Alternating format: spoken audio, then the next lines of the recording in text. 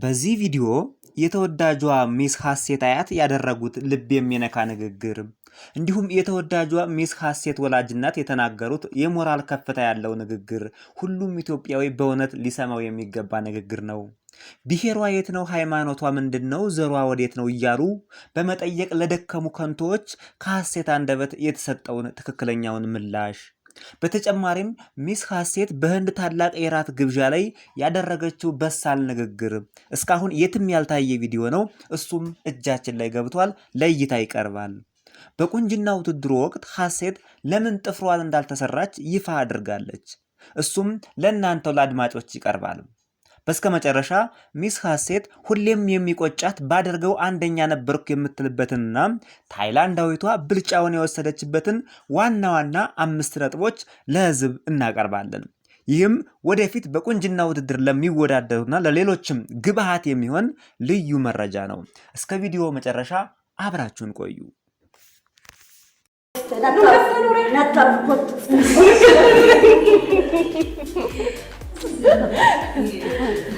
akkasitti kun mucayyoon shaggooba zi'ansijja gooba zi'aa bareeddu'a haafisii manni jettu abbaa afisiitifis hundumaa dhassabdi bakka nama hundumaa fassad hundumaa fassad አያትሽ በአፋን ኦሮሞ አወሩኝ። አንቺ አፋን ኦሮሞ አልለመድሽም ወይ? እኔ አልችልም።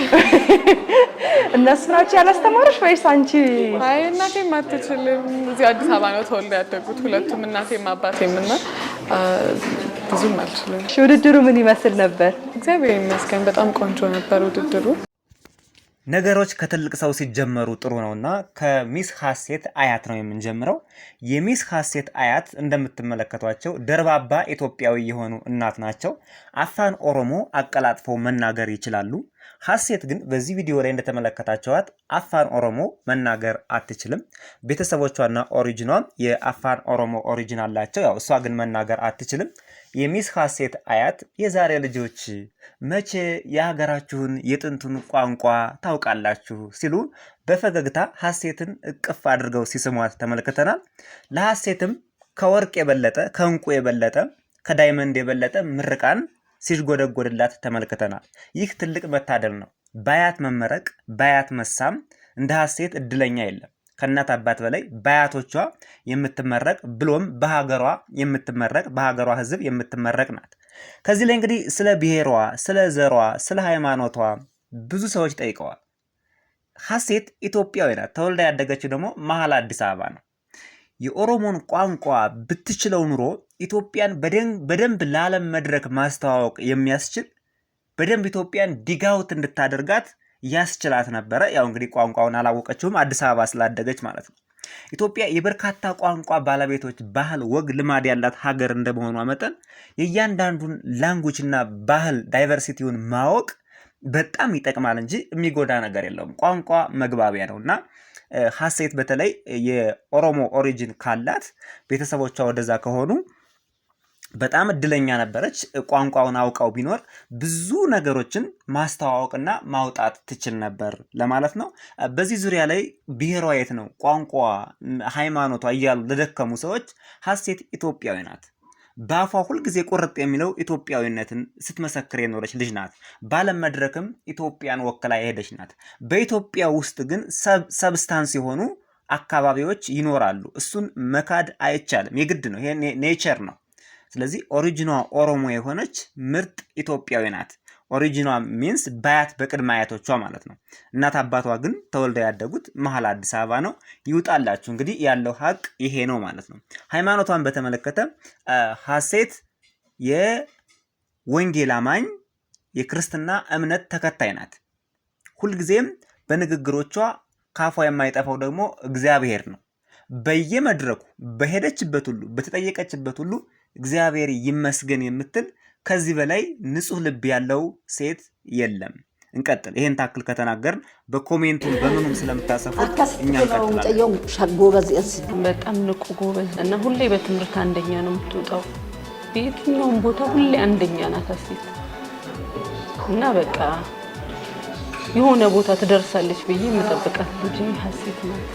በቃ ሁሌ ጎበዝ ናት። በቃ የሆነ ነገር ብታጫት ማለት ነው የሆነ ነገር ላይ ሀሴት ይሄንን ብቻት ፊት ታረጋለች። በቃ ምንም ነገር ትወጣልሻለች እና በቃ እኛም ስናሳድጋት በቃ ሀገሯን እንድትወድ እና እግዚአብሔርንና ሀገሯን እንድትወድ አድርገን ያሳደግናት እና ልፋቴ ከንቱ አልቀረም። ክብሩን እግዚአብሔር ይሰጥ።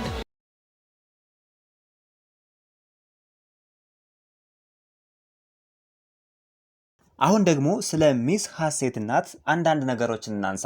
ወጣትም ስለሆነች አንቺ እያልን እንቀጥላለን። ልጆችን እንዴት በስነ ምግባር ኮትኩቶ ማሳደግ እንደሚቻል፣ እንዴት ሰልፍ ኮንፊደንስ እንዲኖራቸው ማድረግ እንደሚቻልና ፈጣሪን የሚፈሩ ልጆች እንዴት ማድረግ እንደሚቻል የሚስ ሀሴት እናት አሳይታናለች። ኢትዮጵያን እንድትወድና ኢትዮጵያ እንድትሸት አድርጌ ነው ያሳደግኳት ብላለች። ይሄ እጅግ በጣም የሚገርም ቀናነት ያለው አመለካከት ነው።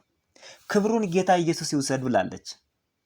የልጆቿን ክብር የሷን ክብር በእግዚአብሔር ትከሻ ላይ እየጣለች የመጀመሪያዋ ኢትዮጵያዊ የሀሴት እናት ሆና ተገኝታለች ማለት ነው። ሁሌም ማለቅስ ነበር፣ ጨነቅ ነበር። በውድድሩ ወቅት ሌሊት ሙሉ ቁጭ አላልኩም፣ ስመለከት ነበር ያደርኩት። ያው ይሄ የእናትነት ባህሪ ስለሆነ ይሄ መደረግ ያለበት ነው። ከዛ ውጭ ግን ኢትዮጵያን እንዲመስሉ አድርጋ ያሳደገችበት መንገድ እጅግ በጣም የሚገርም ነበር። በድጋሜ የሚስ ሀሴት እናት እንኳን ደስ ያለሽ ብለናል።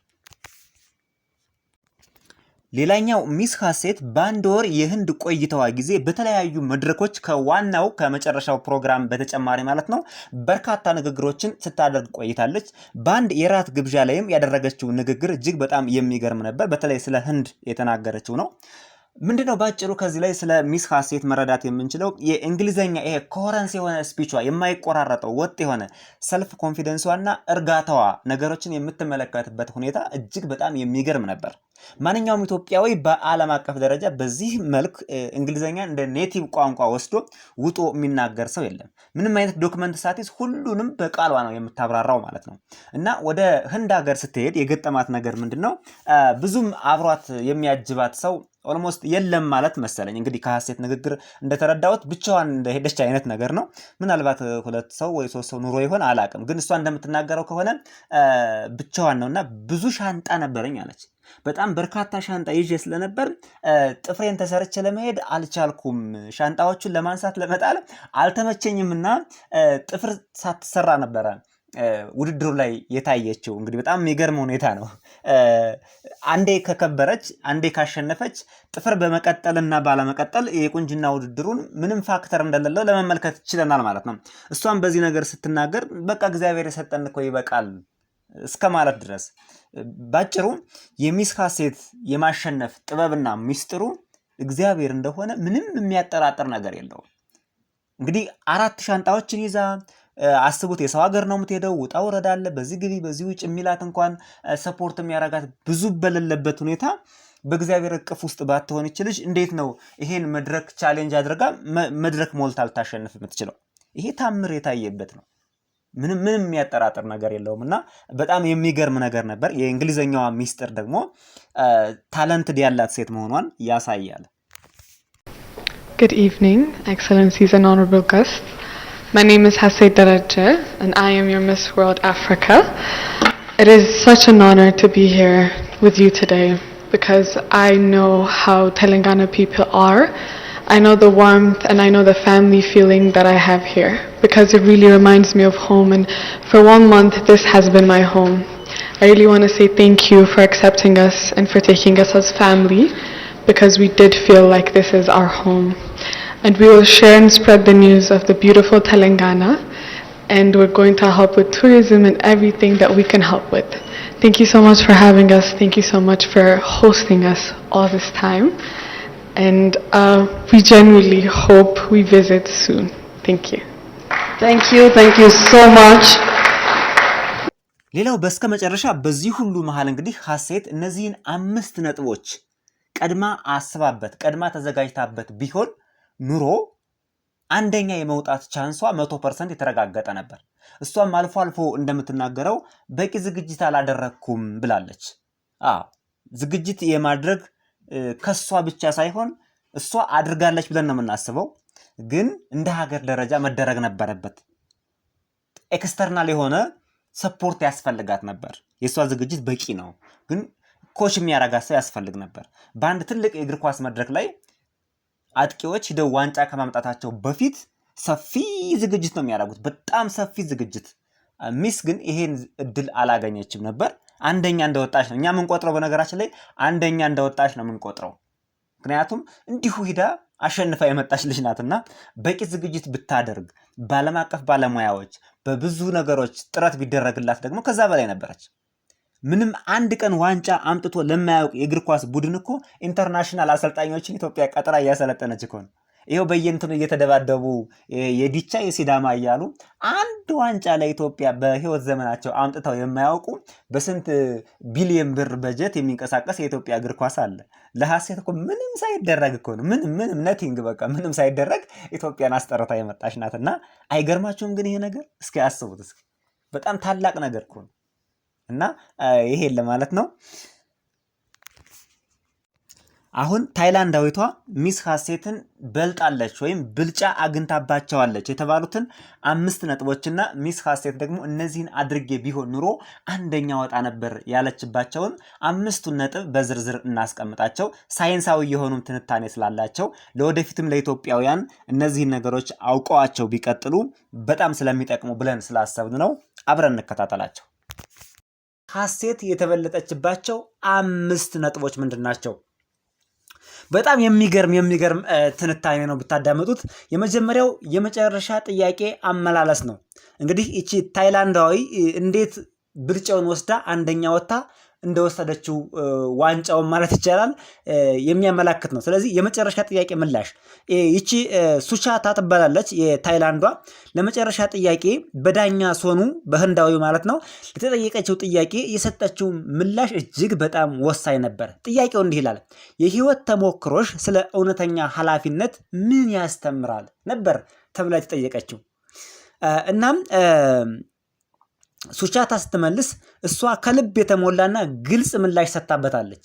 እኔ ሁልጊዜ የማምነው ማንም ብትሆን የትኛውም እድሜ ክልል ውስጥ ብትሆን ወይም ምንም አይነት ማድረግ ቢኖርህ ሁልጊዜ ከጎንህ ያንተን እርዳታ የሚፈልግና ወደ አንተ የሚመለከት ሰው አለ። ሰዎችን ለመምራት ምርጡ መንገድ በተግባርህ ጨዋና ሐቀኛ ሆነህ መገኘት ነው። ይህ ምላሽ ከዳኞች ጋር በጥልቀት ተቀባይነት አግኝቶ ስሜታዊና አእምሯዊ ትስስር በመፍጠሩ እሷን ተሸላሚ ሊያደርጋት ችሏል ማለት ነው። በተቃራኒው ሚስ ሐሴት የቁንጅና ውድድር ላይ ያለውን የተሳሳተ የማህበረሰብ አመለካከት እንዴት ትቀይሪያለሽ ተብላ ነበር የተጠየቀችው። ማህበረሰቡ ስለ ቁንጅና ውድድር ያለውን አመለካከት እንዴት ልትቀይሪው ትችያለሽ ተብላ ስትጠየቅ ከዚህ ላይ ነው እንግዲህ ሐሴት የተበላችው። ስትመልስ የቁንጅና ውድድር ማለት ከውበት በላይ ነው ካለች በኋላ የመጀመሪያዋ ኢትዮጵያዊ በመሆኔ እና ኢትዮጵያን ወክዬ በመምጣቴ ኩራት ይሰማኛል የሚል ጨመረችበት። ይህ አባባል ሰፊ አውድ ያለው ሳይሆን ስለ ራሷ የተነገረ ነው። ከኢትዮጵያ የመጀመሪያዋ ቆንጆ የሚለው ምንም ውሃ የማያነሳ ነጥብ ነው። ጥያቄው እንዴት ማህበረሰቡ ስለ ቁንጅና ያለውን የተሳሳተ አመለካከት ወይም ስለ ቁንጅና ውድድር ያለውን የተሳሳተ አመለካከት እንዴት ትቀይሪዋለሽ ነበር የተባለችው። ስለዚህ እኔ ከኢትዮጵያ ተመርጬ በመምጣቴ ኩራት ይሰማኛል፣ በዚህ መድረክ በመገኘቴ ኩራት ይሰማኛል የሚለው የህብረተሰቡን አመለካከት የማይቀይር በመሆኑ ነጥብ አሳጥቷታል ማለት ነው። መናገር የነበረባት ይሄ ጄኔራል የሆኑ ሊደርሺፕ ስታይል አይነት የሆኑ ጥያቄዎችን ወይም አይምሮ ላይ አመለካከት ላይ ለውጥ ሊያመጡ የሚችሉ መልሶችን የአመራር ጥበቦችን የተጨመረበት ሐሳብ ነበር እዚህ ጋር መናገር የነበረባት ማለት ነው። ሁለተኛው ቢዩቲ ዊዝ ፐርፐስ ተሟጋችነት ላይ ስንመለከት የሱቻታ የተሟጋችነት ፕሮጀክት ኦፓል ፎር ሄር ይባላል። በጡት ካንሰር ግንዛቤና ቅድመ ምርመራ ላይ ያተኮረ ፕሮጀክት ነበር እሷ የምትሰራው። ይህም በ16 ዓመቷ ከነበራት የጡት እጢ ልምድ የተወሰደ ነው። እሷ እንግዲህ ሱቻታ ታይላንዳዊዋ በ16 ዓመቷ የጡት ካንሰር ተጠቂ ነበረች። ፕሮጀክቷ በስሜታዊ ጥልቀቷና በዓለም አቀፍ እምቅ ችሎታዋ ተለይቷል። በችግሩ ተጋፋጭ መሆኗና በችግሩ ላይ ያለፈች ችግሩን አይታ በእኔ ላይ የደረሰ ችግር ስለሆነ በሌሎች ላይ እንዲደርስ አልፈልግም በሚል ቁንጅናዋን ከደረሰባት ችግር ጋር አገናኝታ ስለወሰደችው ይሄ ኢነር ኢነሬት አድርጎ የመጣ ችግር ነው ብለው ገልጸውላታል ማለት ነው። ስለዚህ ፕሮጀክቱ ስሜታዊ ጥልቀቷና በዓለም አቀፍ እምቅ ችሎታዋ ተለይቷል። ይህም ከሚስ ወርልድ ዓላማ ተኮር አመራር ጋር ተጣጥመዋል። ይህ ከአዲሱ ፕሮጀክት የበለጠ ግላዊ ተጽዕኖና ማለት ከሚስ ሀሴት ፕሮጀክት ግላዊ ተጽዕኖና ግልጽ ተጽዕኖ ፈጥረዋል ነው የሚለው እንግዲህ መረጃው።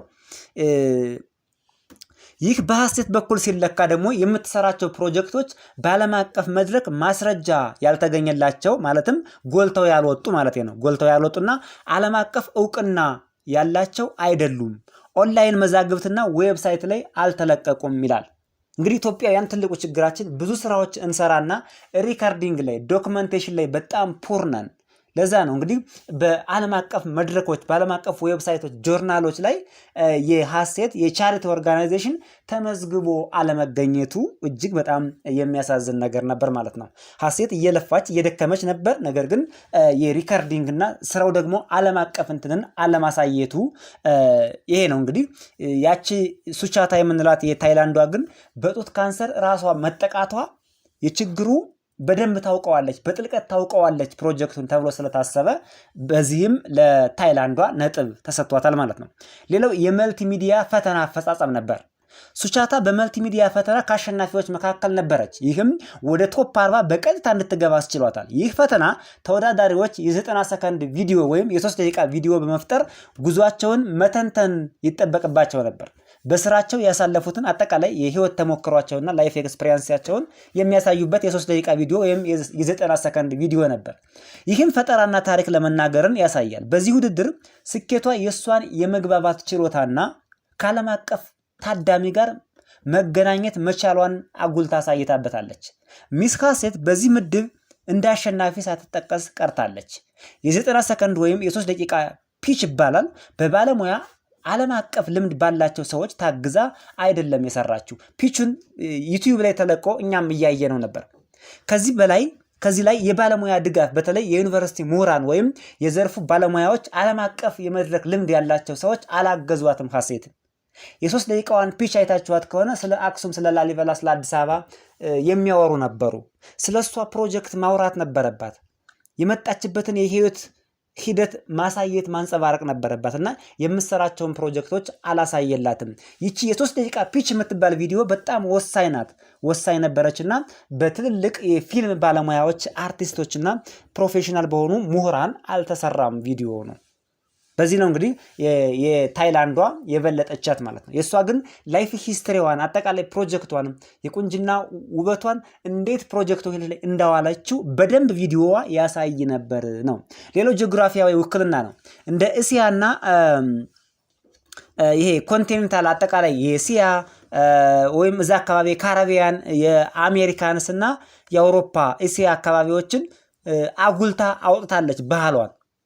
በኮንቲኔንታል ዙሮች በብሔራዊ አልባሳትና የምሽት አልባሳት ትርኢት የላቀና የተከበረ አፈጻጸም አሳይታለች። ያው ነጮችን ወክላለች ነው ባጭሩ። ነጮችን ወክላለች። ዘረኛ መሆናቸውን ያሳያል። በነገራችን ላይ እዚህ ላይ ነጮችን አጠቃላይ ካሪቢያንን፣ አውሮፓን፣ ምናምን አሜሪካን የወከለ አለባበስ ባህልና የመድረክ አቀራረብ በማሳየቷ ብለው ነው የሸለሟት። ይሄ ትክክለኛ ቢያዝን ያሳያል።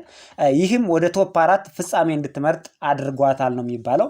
ሚስ ሀሴት ምንም እንኳን የአፍሪካ ኮንቲኔንታል አሸናፊ ብትሆንም ወደ ዚህ መድረክ ለማለፍ አልቻለችም። ይህም የሱቻታ አጠቃላይ አቀራረብ በመጨረሻ ፍርድ የላቀ እንደነበር ያሳያል ነው። እዚህ ጋር ሀሴትም ስትናገር ነበርና አይደለም የአፍሪካን ይቅርና የኢትዮጵያን ብሔር ብሔረሰቦች እንኳን በደንብ የሚወክል አልባሳት አላዘጋጀውም ስትል ተሰምቷል። ያው በቂ ዝግጅት ድጋፍ አልተደረገላትም። ይህ በሀገር አቀፍ ደረጃ በብሔራዊ ደረጃ የሚደረግ ኮችንግ ያንሳት ነበር። ሀሴት ብቻዋን ነው እየተጋፈጠች ያለችውና በሀሴት መፍረድ አይቻልም ማለት ነው።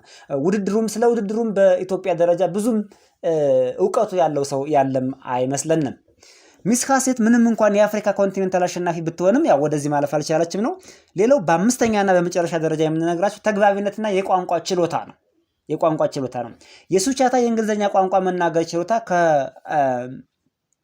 ከታማሳት ዩኒቨርሲቲ በዓለም አቀፍ ግንኙነት ያገኘችው ትምህርት ጋር ተዳምሮ ከጓደኞችና ታዳሚዎች ጋር መግባባት መቻሏን አጠናክሮላታል።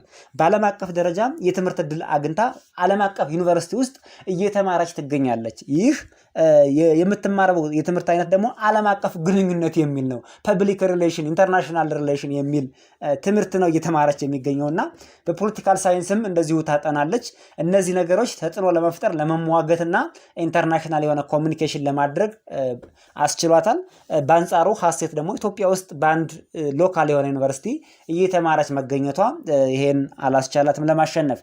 በዓለም አቀፍ የትምህርት ቤቶች ያገኘችው ልምድና የዲፕሎማት የመሆን ምኞቷ በቃለ መጠይቆችና በመድረክ ላይ ትርኢቶች ተጠቃሚ እንድትሆን አድርጓታል። ከሀሴት አንጻር ብልጫውን እንድትወስድ አስችሏታል። ምን መሆን ትፈልጊያለች ስትባል ዲፕሎማት መሆን እፈልጋለሁ ነው ያለችው። እና እንደዚህ ናቸው እንግዲህ የሀሴት ያቀረበቻቸው አብዛኛዎቹ ግላዊ መሆኗ ነው።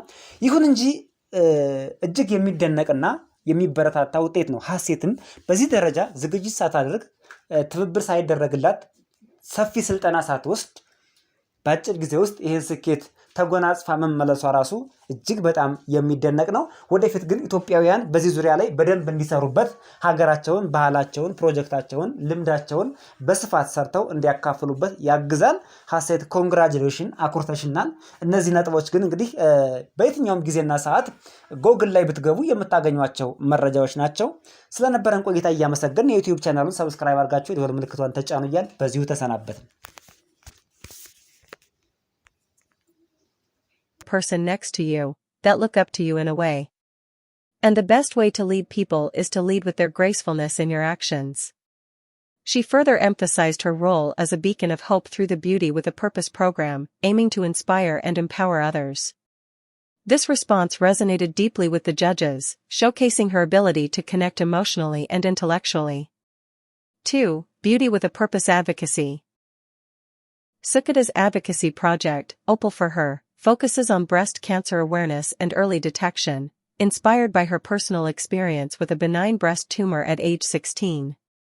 Her project was noted for its emotional depth and global potential, aligning strongly with the Miss World ethos of purpose-driven leadership. This likely gave her an edge over Edmasu, whose advocacy project details are less highlighted in available sources but did not appear to have the same personal resonance or articulated impact. 3. Multimedia Challenge Performance. Suchata was among the winners of the Multimedia Challenge, securing a direct fast-track entry into the top 40. This challenge required contestants to create a 90-second video narrating their journey, demonstrating creativity and storytelling. Her success here highlighted her communication skills and ability to connect with a global audience, potentially outshining Edmasu, who was not mentioned as a winner in this category. 4. Continental representation. As the Asia and Oceania continental winner, Suchata stood out among the 4 continental finalists: Africa, Americas and Caribbean, Europe, and Asia and Oceania. Her performance in the continental rounds, including the national costume and evening gown showcases, was described as elegant and poised, contributing to her selection as a top 4 finalist. Edmasu, while the Africa continental winner, did not advance to the crown, suggesting Sukhada's overall presentation was deemed superior in the final judging. Poise and linguistic skills. Sukhada's fluency in Thai, English, and Mandarin, combined with her background in international relations at Thammasat University, likely enhanced her ability to engage with judges and audiences.